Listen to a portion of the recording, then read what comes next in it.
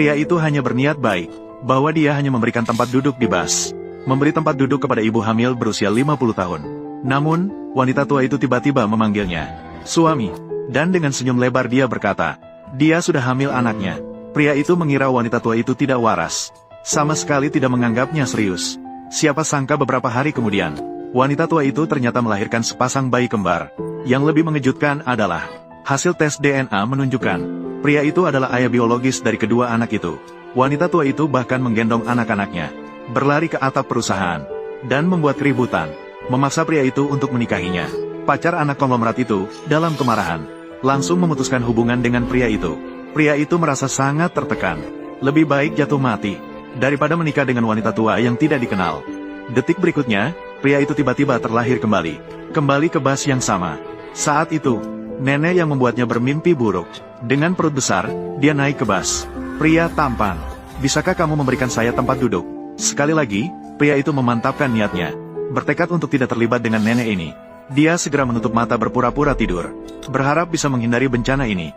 Namun penumpang di sekitarnya melihat ibu hamil, yang berdiri tepat di depannya, mulai mengkritiknya satu persatu. Di dalam bus, masih ada banyak tempat kosong. Dia tidak mau duduk di sana, justru ingin duduk di tempat saya. Apa sebenarnya yang dia inginkan? Pria tampan, cepat berdiri. Ya, perutku sakit sekali sampai tidak bisa berdiri. Di kehidupan sebelumnya, karena memberikan tempat duduk, dia terjebak oleh nenek itu. Oleh karena itu, pria sangat percaya. Kali ini, selama dia tidak memberikan tempat duduk, tidak akan ada kontak sedikit pun dengannya. Dia bisa sepenuhnya terbebas dari masalah ini. Jadi dia menguatkan hati. Dia menolak permintaan nenek untuk memberikan tempat duduk. Namun, tiba-tiba bus melakukan pengereman mendadak. Kakak, apakah kamu baik-baik saja? Jangan sentuh saya. Jika hanya sentuhan, itu bisa menghasilkan hubungan. Maka dia bisa langsung menyentuh kulit saya. Kenapa saya harus memberikan tempat duduk? Apakah kursi ini bermasalah? Saat itu, penumpang di belakang tidak suka pada pria itu.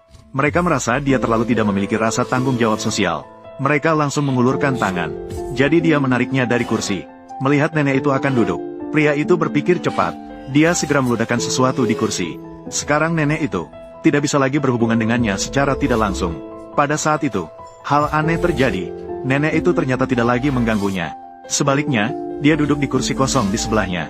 Dia bahkan tersenyum jahat dan tertawa bodoh ke arahnya. Ini membuat pria itu sangat ketakutan. Belum sampai di halte, dia segera melompat turun dari bus. Tapi urusan ini jauh dari selesai. Setelah pria itu tiba di perusahaan, dia menemukan, ternyata, nenek itu mengikuti manajer dan berjalan ke arahnya. Zhao Fan, dimanapun kamu bersembunyi, aku bisa menemukanmu. Aku sudah memutuskan untuk mengincarmu.